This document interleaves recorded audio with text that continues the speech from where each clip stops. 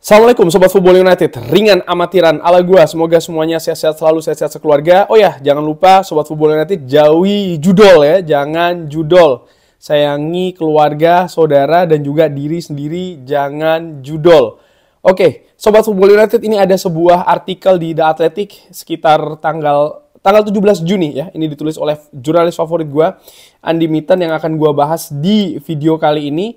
Dia menulis tentang Omar Berada, CEO Manchester United, yang memberikan situasi terkait dengan Ruben Amorim, transfer, permintaan maaf, dan banyak lagi. Langsung aja gue artikan dari The Athletic ya. Jadi Andy Mitten menulis, saya pertama kali bertemu Omar Berada ketika dia menjadi eksekutif di Barcelona pada pertengahan 2000-an, tahun 2000-an. Ia mendapatkan peringkat tinggi dan membantu memonetisasi popularitas klub Katalan yang saat itu jauh tertinggal dari Manchester United dan juga Real Madrid secara komersial. Begitulah reputasinya. Ia diincar untuk pekerjaan di Manchester City pada tahun 2011 dan pertandingan terakhir Berada sebelum pindah ke Inggris adalah final Liga Champions di tahun 2011 di Wembley antara Barca menghadapi United. Berada terus berprestasi di Manchester City, memperoleh pengalaman di bidang komersial dan kemudian di bidang sepak bola.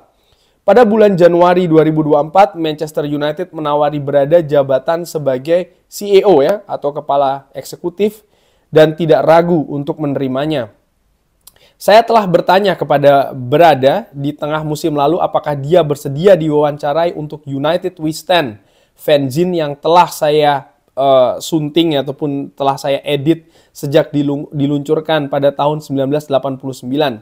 Dan pada tanggal 2 Juni saya menemuinya di kantor secara terbuka di tempat kerjanya di Old Trafford. Kami berbicara selama 70 menit dalam wawancara pertamanya sejak dia menerima pekerjaan di United pada bulan Juli lalu. Saya memiliki banyak pertanyaan. Setelah kekalahan di final Liga Eropa menghadapi Tottenham di Bilbao, saya tidak pernah merasa serendah ini sebagai fans Manchester United. Tetapi setelah diwawancarai, saya keluar dari ruangan dengan perasaan lebih optimis tentang masa depan klub. Berada tahu itu akan sulit, tetapi dia punya ide yang jelas tentang apa yang ingin dia lakukan, ditambah pengalaman serius dalam sepak bola untuk mengetahui seperti apa kesuksesan itu. Oke, jadi wawancara lengkapnya ini ada di United We Stand. Tetapi ada pilihan-pilihan topik yang dicantumkan, yang ditampilkan di The Athletic. Oke. Mengapa mendukung Ruben Amorim? Omar Berada menguraikan pemikiran di balik mendatangkan Ruben Amorim pada bulan November. Sebuah keputusan yang dipimpin oleh orang-orang teknis. Jadi itu bukan bidang keahlian saya. Ia mengakui bahwa membuat janji di tengah musim selalu cenderung membuat tim makin sulit untuk tampil. Kami melihatnya sebagai investasi untuk musim berikutnya. Karena kami akan memberikan waktu kepada Ruben untuk mengenal skuad, klub, dan juga Liga Premier. Langsung aja gue tanggapin ya sedikit-sedikit. Jadi ini merupakan alasan kenapa kok didatangkan musim lalu di bulan November. Karena seperti sudah sering dikatakan dan termasuk juga gue ungkapkan, Ruben Amorim itu untuk musim depan, bukan untuk musim lalu. Jadi saat ini kita sampai di bulan Juni 2025. Kita sudah berdiskusi tentang apa saja yang dibutuhkan skuad. Rencana 2 hingga 3 tahun untuk mencapai skuad yang mampu memenangkan Liga Premier. Jadi memang prosesnya ini bukan tentang musim depan saja, tapi masih ada 2-3 tahun mendatang. Nih Sobat Football United, fans Manchester United harus mengerti ya. Menurut gue ini penting sekali karena akan mengatur juga ekspektasi apa untuk Manchester United musim depan dan juga musim-musim selanjutnya. Kami memiliki peta jalan yang sangat jelas tentang bagaimana kami akan mencapainya. Jika Ruben memulai pada 1 Juli 2025, kami tidak akan dapat memiliki semua pengetahuan itu kan. Dan itulah yang saya rasakan selama 7 atau 8 bulan ini. Dia menderita di Liga Premier dan timnya juga menderita. Itulah mengapa saya merasa bahwa ini benar-benar akan membantu kami di masa mendatang. Saya bertanya apakah ada kesamaan dengan Pep Guardiola yang berjuang di musim pertamanya di Manchester City ketika tiba di klub ya di tahun 2016, 5 tahun setelah Omar Berada tiba. Ini ditanyakan oleh Andy Mitten. Sangat, ini yang dijawabkan oleh Omar Berada ya. Jadi kurang lebih ada banyak kesamaan. Pep berpegang teguh pada prinsipnya dan mengingat apa yang telah dimenangkannya, ia memiliki banyak kepercayaan diri. Ia diizinkan tampil di bawah standarnya pada tahun pertama. Jadi Pep pun juga diizinkan untuk tampil di bawah standarnya bahkan di Manchester City. Klub mendukungnya pada musim panas itu. Tim mulai menang dan menciptakan siklus kemenangan yang bertahan hingga musim ini. Yang terburuk sudah berlalu. Andy Mitten menulis ada serangkaian cerita negatif muncul dari Old Trafford musim lalu. Dengan staf yang kehilangan pekerjaan dan tim yang kalah dalam pertandingan 18 di Liga Premier, ya, itu baru di Liga Premier saja. Suasana hati menjadi suram dan tetap suram. Berada menggambarkan 11 bulan pertamanya sebagai tornado atau angin puyuh, ya. Mengakui bahwa ia tidak dapat memprediksi timnya akan mengalami musim yang buruk di Liga Premier, tetapi tetap bersikeras bahwa keadaan akan mulai membaik. Kami telah menanggung semua penderitaan jangka pendek musim ini. Tetapi musim panas ini bagian terburuknya akan berlalu, katanya. Kami akan menyelesaikan manajemen tim, kami akan menyelesaikan tim pelatih dan tim teknis di sekitar mereka. Dan sisi sepak bola, ada ide yang jelas tentang apa yang ingin kami lakukan, pemain seperti apa yang ingin kami dapatkan, bagaimana kami ingin melihat tim bermain, bagaimana kami akan mengintegrasikan pemain akademi, bagaimana kami akan berinvestasi pada bakat masa depan. Saya duduk di sini hari ini dan saya sebenarnya sangat optimis dan cukup positif tentang apa yang akan terjadi di masa mendatang. Tentu saja kita perlu membuat banyak keputusan yang tepat dan kita akan membuat kesalahan dan tidak diragukan lagi. Kami akan mencoba meminimalkannya. Namun yang kami inginkan adalah membangun sesuatu yang berkelanjutan untuk jangka panjang. Kita bisa memenangkan gelar pada tahun 2028. Salah satu target, nih Andy Mitten nulis ya, salah satu target paling menonjol yang ditetapkan Berada sejak ia tiba di United adalah Project 150. Nama yang diberikan pada serangkaian sejarah yang ingin dia capai di klub sebelum merayakan hari jadi ke-150 pada tahun 2028. Ini termasuk target di luar lapangan. Menjadi bernilai positif adalah salah satu contohnya, tetapi yang lain ada di lapangan. Omar Berada ingin tim wanita Manchester United memenangkan Liga Super Wanita pertamanya dalam 3 tahun ke depan, dan tim pria mengikuti jejaknya, atau tim laki-laki yang mengikuti jejaknya di Liga Premier. Nah ini ingat ya, CEO Omar Berada ini bukan hanya tim laki-laki saja, ada banyak yang harus diurus di Manchester United, termasuk juga tim wanita, termasuk juga tim akademi, komersial, banyak sekali ya. Balik lagi nih, apakah itu realistis? Omar Berada mengatakan tentu saja. Kami baru saja finish di posisi ke-15 dan itu nampaknya merupakan tugas yang mustahil. Namun, mengapa tidak menargetkannya? Mengapa tidak melakukan segala hal yang kami bisa?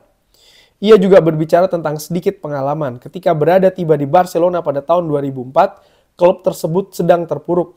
Mereka finish di posisi kedua setelah Valencia di La Liga, kalah di perempat final Copa del Rey, dan bahkan tidak bermain di Liga Champions musim itu. Mereka malah terlempar ke Piala UEFA, di mana mereka kalah di putaran keempat dari Celtic. Keadaan tampak sama tanpa harapan di Camp Nou. Tetapi dalam 2 tahun mereka menjadi juara Eropa dan Spanyol. Kebangkitan seperti inilah yang memberi Berada harapan di United. Oke, jadi ternyata ketika dia di Barcelona pun juga situasinya tidak positif ya pada saat itu. Saya sangat yakin bahwa kami bisa melakukannya, kata Omar Berada. Kamu memiliki 2, ini juga penting ya, sekali lagi Sobat Football United, kami memiliki 2 atau 3 jendela musim panas, transfer musim panas untuk membangun tim agar bisa bersaing untuk memenangkan Liga Premier.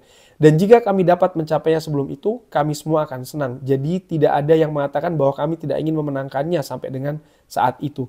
Ingat, jadi Omar Berada sendiri pun juga menilai bursa transfer ini dia membutuhkan 2-3 bursa transfer ya untuk bisa membuat Manchester United ini kembali ke periode kemenangan yang lebih konsisten, periode kejayaan, katakanlah seperti itu. Dan ini juga harus dilihat ya, memang membutuhkan waktu kan tentu saja. Oke, lalu ya ada tentang Matheus Cunha, tidak akan gua bahas terkait dengan Matheus Cunha. Gua akan langsung membahas terkait dengan permintaan maaf. Jadi ada permintaan maaf kepada staff dan juga fans. Jika musim lalu suram di lapangan, situasinya tidak jauh lebih baik di luar lapangan. United mengumumkan 2 gelombang pemutusan hubungan kerja. Satu pada bulan September ketika sekitar 250 staf dipecat, dan satu lagi setelah akhir musim. Omar Berada telah memberi kabar staf dalam rapat bulan September bahwa hanya akan ada satu gelombang pemutusan hubungan kerja. Dan ia mengakui bahwa setelah menjadi pembatalan dan atas hal itu dia telah meminta maaf kepada staf. Saat itu kami tidak memperkirakan bahwa keuangan klub dalam kondisi yang buruk dan ada banyak hal yang perlu Anda kelola. Ini bukan hanya soal keuangan yang adil, tetapi juga soal uang dan kemampuan untuk beroperasi dengan cara Anda sendiri, yang merupakan hal yang diminta untuk kami lakukan. Kami adalah klub besar, kami harus mampu beroperasi secara menguntungkan, seperti yang dilakukan klub ini sejak lama, dan masih memenangkan trofi. Anda dapat meraih kesuksesan di dalam dan di luar lapangan secara konsisten. Pemutusan hubungan kerja hanyalah salah satu berita utama negatif yang dihasilkan United. Berita lainnya adalah keputusan untuk menghapus harga konsesi di pertengahan musim lalu, yang berarti penggemar atau fans yang lebih muda dan manula harus membayar 66 pounds untuk tiket, dan ini artinya lebih mahal ya, dan memindahkan pemegang tiket musiman jangka panjang dari kursi di tribun selatan Old Trafford sehingga dapat dijual kembali sebagai kursi perusahaan kelas atas. Oke. Saya menyampaikan kepada Berada bahwa kebijakan tiket baru ini, harga baru, adalah sebuah kegagalan dan lebih banyak menimbulkan kerugian daripada manfaat. Omar Berada menjawab, yang saya terima adalah bahwa cara penerapannya tidak baik. Saya angkat tangan, saya bertanggung jawab atas keputusan itu. Saya tidak kembali ke keputusan itu sendiri dan persentase orang yang akan terdampak jumlahnya rendah, sangat rendah. Namun kami tidak mengkomunikasikannya dengan baik dan kami melakukannya terlalu cepat di tengah musim. Jadi itu adalah pelajaran dan sesuatu yang akan kami coba hindari di masa mendatang. Apa yang telah kami lakukan sejak saat itu adalah melibatkan banyak pihak dengan Dewan Penasihat Fans ya. Dan semuanya baik-baik saja. Kami telah melakukan beberapa pembicaraan yang menarik dan mereka menolak banyak ide yang kami miliki dan inisiatif yang ingin kami terapkan. Terkait protes di Tribun Selatan, Berada mengatakan bahwa penting bagi klub untuk memahami rasa frustrasi mereka, namun menegaskan bahwa keputusan tersebut adalah untuk kebaikan klub, terlepas dari seberapa besar tidak populernya keputusan tersebut. Oke, itu tadi yang dikatakan oleh Omar Berada. Jadi memang mungkin Sobat Football United ini unlimited luar biasa ya, jurnalis ini bisa melakukan wawancara personal dengan Omar Berada. Tapi dari gua ambil bahwa ada banyak hal yang harus diperbaiki di Manchester United, dan Omar Berada yang menjadi CEO ini menjadi semacam kayak tokoh yang sangat penting sekali. Memang ada Sir Jim Ratcliffe, memang ada Glazer, tapi Omar Berada inilah yang menjalankan operasional klub sehari-hari dengan banyak faktor yang harus diperhatikan, bukan hanya terkait dengan kemenangan tim pria Manchester United ya, karena ada tim wanita juga, ada tim akademi, ada operasional klub, ada banyak hal, menurut gue banyak hal, ada urusan ingin membangun stadion baru dan lain-lain.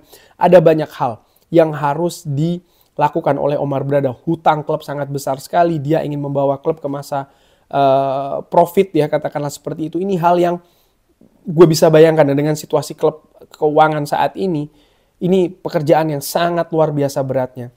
Mungkin banyak fans, banyak tertuju mengharapkan Manchester United memenangkan banyak pertandingan, memainkan sepak bola yang baik. Tapi sebagai seorang CEO yang dia pikirkan ini jauh lebih luas daripada itu. Dan gue secara pribadi ya, terkait dengan menjadi juara di 2028, bagaimana kalau tercapai, bagaimana kalau tidak tercapai. Begini,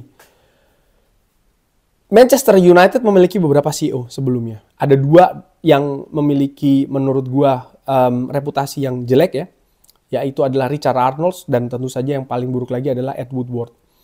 Di mana kedua nama itu tidak memiliki pengalaman ya sebagai eksekutif atau manajemen eksekutif di klub sepak bola, bahkan dengan ukuran yang besar.